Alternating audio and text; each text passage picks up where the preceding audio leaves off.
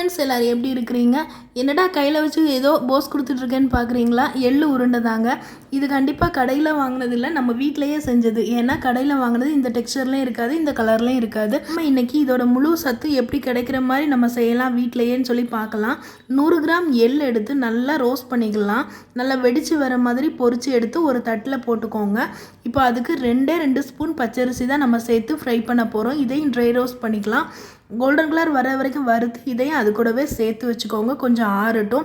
இந்த கேப்பில் நம்ம ஒரு 4 ஸ்பூன் தேங்காய் துருகி அதையும் ட்ரை ரோஸ்ட் பண்ணிக்கலாம். இல்லைங்க நோஞ்சான் மாதிரி சத்து இல்லாமல் இருப்பாங்க இல்லையா, அவங்களுக்கு வாரத்தில் ஒரு தடவை இதை செஞ்சு கொடுங்க, சீக்கிரமாக தேறி வருவாங்க. ஒரு மிக்சி ஜாரில் இப்போ நம்ம வறுத்து வச்சுருக்கிற எள்ளையும் பொரியரிசியும் சேர்த்து க்ரஷ் பண்ணிட்டு வந்துடலாம். இனிப்புக்காக நான் நாட்டு சக்கரை சேர்த்துருக்கேன், கருப்பட்டி கிடைச்சா சேர்த்துக்கோங்க. அல்லது லாஸ்ட்டில் தேங்காய் போட்டு அதையும் ஒரு தடவை க்ரஷ் பண்ணி உருண்டை பிடிச்சிங்கன்னா சத்தான எள்ளுருண்டை நம்ம வீட்டிலேயே ரெடி ஆகிட்டு பெண் பிள்ளைகளுக்கு ரொம்பவே நல்லது. கண்டிப்பாக ட்ரை பண்ணுங்கள் ஃப்ரெண்ட்ஸ்.